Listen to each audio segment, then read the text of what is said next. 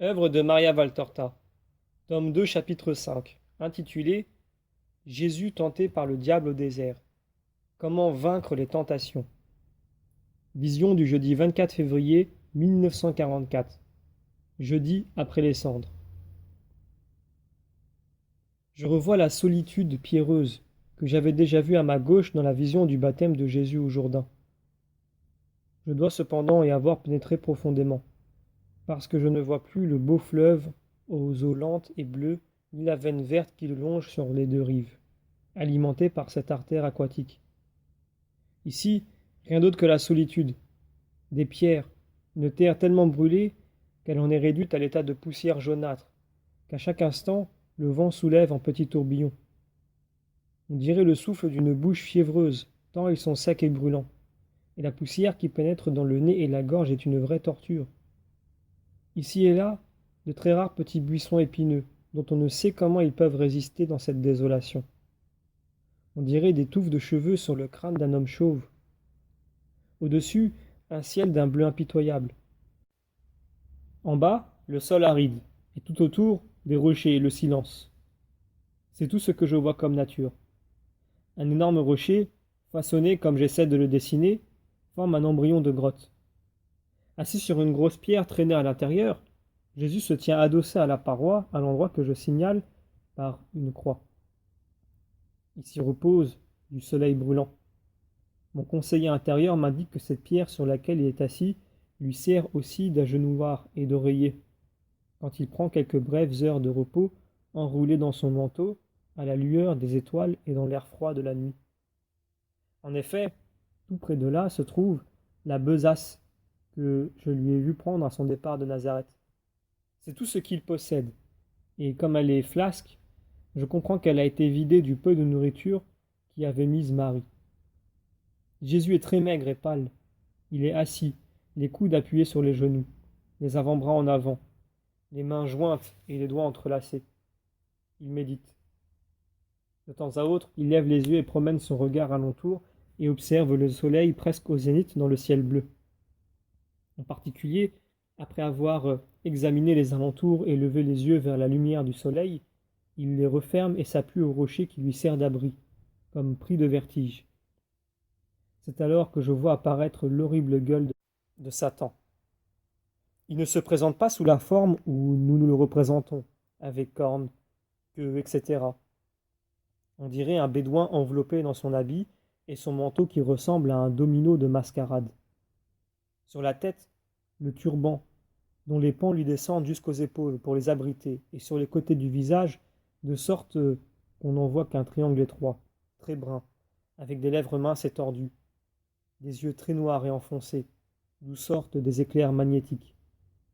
Deux pupilles vous pénètrent jusqu'au fond du cœur, mais on n'y lit rien, sinon un seul mot, mystère. C'est tout le contraire du regard de Jésus, qui vous fascine lui aussi par ses effluves magnétiques qui vous pénètrent jusqu'au cœur, mais où on ne lit que bonté et amour pour vous. Le regard de Jésus est pour l'âme une caresse. Celui de Satan, un double poignard qui vous transperce et vous brûle. Il s'approche de Jésus. Tu es seul? Jésus le regarde sans répondre. Comment es-tu arrivé ici? Tu t'es perdu? Jésus le regarde de nouveau et se tait. Si j'avais de l'eau dans ma gourde, je t'en donnerais, mais je n'en ai pas moi-même. Mon cheval est mort et je me dirige à pied vers le gué. Là, je boirai et je trouverai quelqu'un qui me donne un pain. Je connais la route. Viens avec moi et je te conduirai. Jésus ne lève même pas les yeux. Tu ne réponds pas? Sais-tu que si tu restes ici, tu vas mourir? Déjà le vent se lève, il va y avoir la tempête. Viens. Jésus serre les mains en une prière muette. Ah, c'est donc bien toi, depuis le temps que je te cherche. Et maintenant, cela fait si longtemps que je t'observe, depuis le moment où tu as été baptisé. Tu t'appelles l'Éternel? Il est bien loin. Maintenant tu es sur terre et au milieu des hommes. Or chez les hommes, c'est moi qui suis roi. Pourtant, tu me fais pitié et je veux t'aider parce que tu es bon et que tu es venu te sacrifier pour rien. Les hommes te haïront à cause de ta bonté. Ils ne comprennent qu'or, mangeaille et jouissance. Sacrifice, souffrance, obéissance sont pour eux des paroles mortes, plus mortes que cette terre-ci et ses alentours. Ils sont plus arides encore que cette poussière. Il n'est que le serpent pour se cacher ici, en attendant de mordre, et aussi le chacal pour te mettre en pièces. Allons, viens, ils ne méritent pas que l'on souffre pour eux. Je les connais mieux que toi. Satan s'est assis en face de Jésus. Il le fouille de son regard terrible et sourit de sa bouche de serpent. Jésus se tait toujours et prie mentalement. Tu te défies de moi? Tu as tort.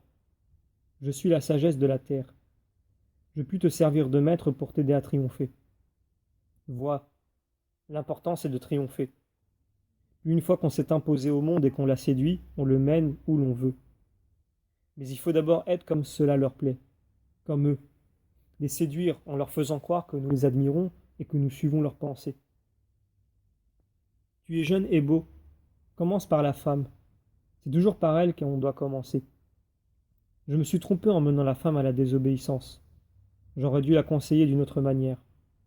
Je n'aurais fait un meilleur instrument et j'aurais vaincu Dieu. J'ai été trop pressé.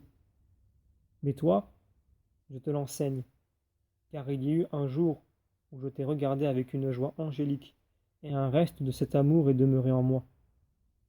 Mais toi, écoute-moi et profite de mon expérience. Donne-toi une compagne, elle réussira là où tu ne le pourras. Tu es le nouvel Adam, tu dois avoir ton Ève. Et puis, comment peux-tu comprendre et guérir les maladies de la sensualité si tu ne sais pas ce que c'est? Ne sais-tu pas que la femme est le noyau d'où naît la plante de la passion et de l'orgueil? Pourquoi l'homme veut-il régner? Pourquoi veut-il être riche, puissant? Pour posséder la femme.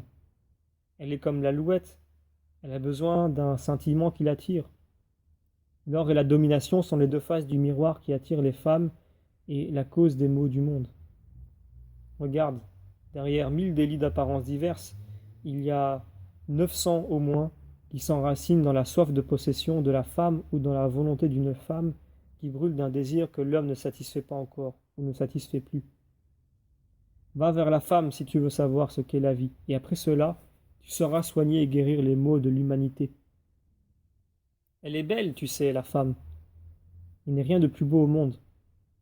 L'homme possède la pensée et la force, mais la femme, sa pensée est un parfum, son contact est caresse de fleurs, sa grâce est un vin enivrant, sa faiblesse est comme un écheveau de soie ou les boucles d'un bébé entre les mains de l'homme. Sa caresse est une force qui se communique à la nôtre et l'enflamme. La souffrance disparaît, tout comme la fatigue et les soucis quand on s'approche d'une femme. Elle est entre nos bras comme un bouquet de fleurs. Mais quel imbécile que je suis! Tu as faim et je te parle de femme. Ta vigueur est épuisée. C'est la raison pour laquelle ce parfum de la terre, cette fleur de la création, ce fruit qui donne et suscite l'amour te paraît sans valeur.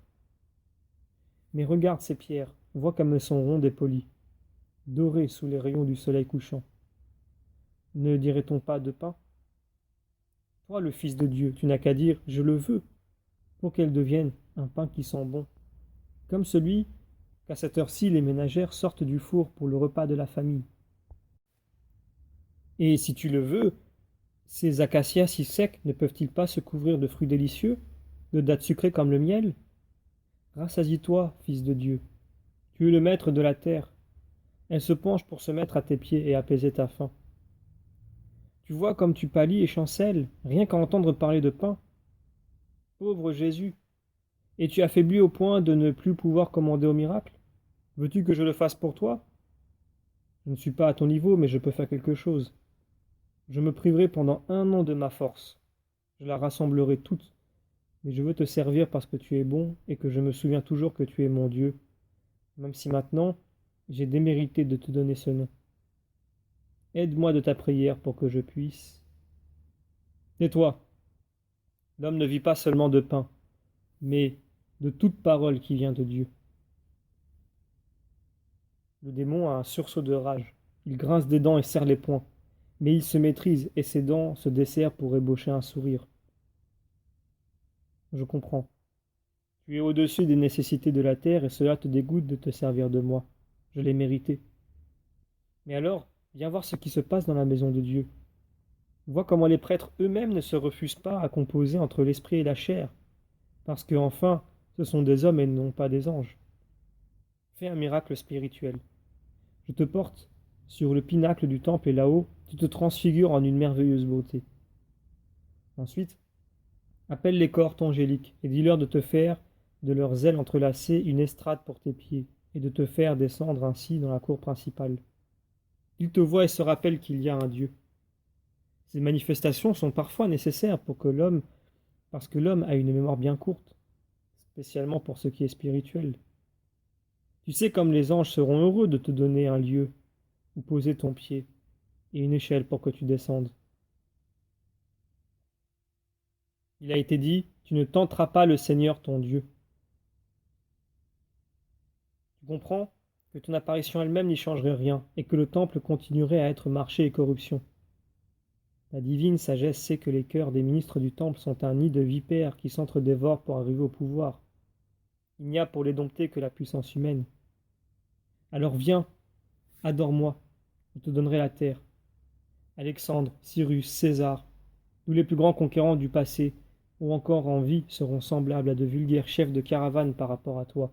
Tu auras tous les royaumes de la terre sous ton sceptre, et avec eux toutes les richesses, toutes les splendeurs de la terre, et puis les femmes, les chevaux, les soldats et les temples. Tu pourras élever partout ton signe quand tu seras le roi des rois et le seigneur du monde. Alors tu seras obéi et vénéré par le peuple et les prêtres. Toutes les castes t'honoreront et te serviront, parce que tu seras le puissant, l'unique, le Seigneur. Adore-moi un seul instant. Désaltère ma soif d'être adoré. C'est elle qui m'a perdu. Mais elle est restée en moi et me brûle. Les flammes de l'enfer sont fraîcheur de l'air au matin en comparaison de ce feu qui me brûle intérieurement. C'est mon enfer, cette soif. Un instant, un seul instant, ô Christ, toi qui es bon. Un instant de joie pour l'Éternel torturé.